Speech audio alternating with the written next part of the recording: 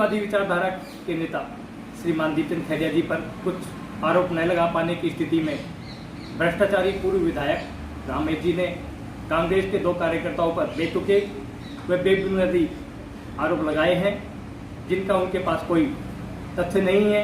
अगर है तो मीडिया बंधुओं को व अधिकारियों को उपलब्ध कराएं, जिससे उन पर कोई कार्रवाई हो सके।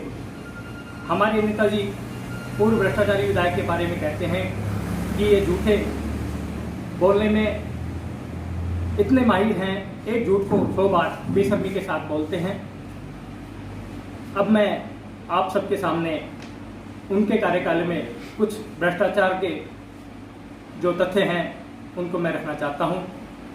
सबसे पहले मैं बिजली विभाग का जो घोटाला उन्होंने किया था, पूर्व विधायक व विभाग के अधिकारी की मिलीभगत ने पावर हाउस कोर्ट कासिम को उनके जीजाजी के ग्राम खानपुर डागरान में शिफ्ट कर दिया था। इंडियन व एससीओ कोर्ट कासिम से जारी होते थे। ट्रांसफार्मर व अन्य सभी सामान ग्राम खानपुर डागरान से सुविधा शुल्क लेने के बाद काश्तकार को दिए जाते थे। मामले के संज्ञान में आने के बाद बिजली विभाग के ठेकेदार व AN पर विभागीय कार्रवाई की गई, जिसमें ठेकेदार को ब्लैकलिस्ट किया गया व AN को APO किया गया। इसका वीडियो भी हमारे पास उपलब्ध है।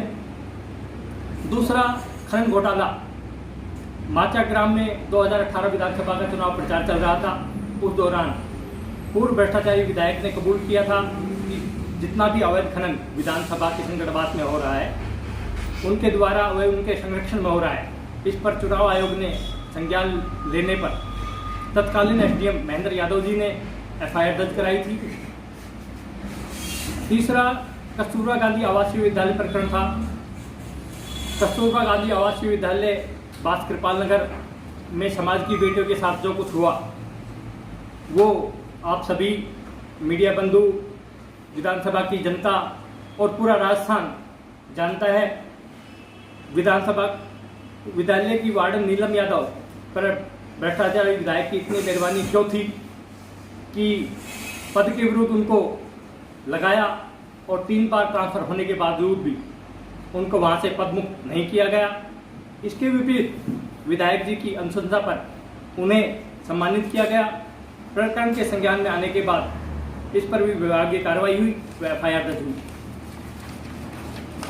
अब मैं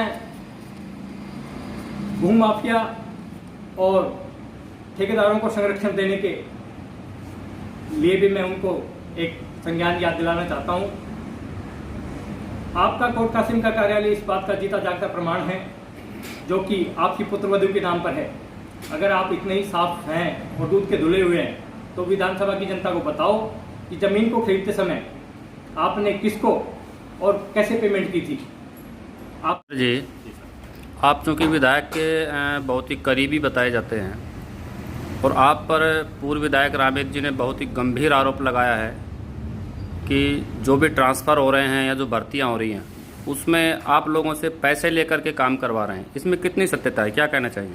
इसके लिए मैं साहब आपसे एक छोटी सी बात कहना चाहूँगा कि मेरे नेता, मेरे बुजुर्ग, सबके बुजुर्ग एक गांधीवादी विचारधारा के व्यक्ति हैं, जो बार बार ये चीज़ कहते हैं कि मेरे नाम से कोई 1 रुपये भी नहीं देगा।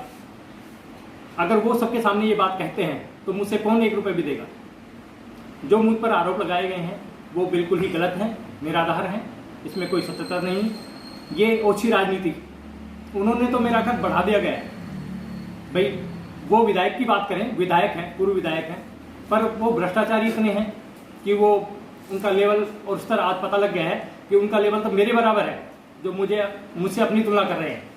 मैं बस इतना ही कहना चाहूँगा। यादव जी ने एक आरोप और लगाया है कि यहाँ का जो प्रशासन है वो एक तरह से एजेंट के रूप में काम कर रहा है। मैं इसके बारे में साहब इतना ही कहूँगा कि जो खुद एजेंट है उनको तो गंदे को गंदा दिखता है, एजेंट को एजेंट ही दिखता है। आज किसी काश्तकार से पूछ के देख लिया जाए कि AN क्या सीटिंग दे रहा है अपनी सीट पे और किस तरीके से वो काम कर रहा है। आज तक कोई एक काश्तकार शायद ऐसा नहीं होगा जो ये कह दे आके कि कोई भी प्रायोरिटी टूटी है, जिसका जो प्रायोरिटेशन नंबर है, जो जिसका कनेक्शन है, वो प्रायोरिटी के हिसाब से चल रहा है। और भी कोई प्रशासन की कोई कमी है तो वो उसमें कह के दिखाए, तथ्य करके दिखाए, हम उसकी बात मानें और उसमें सुधार करें।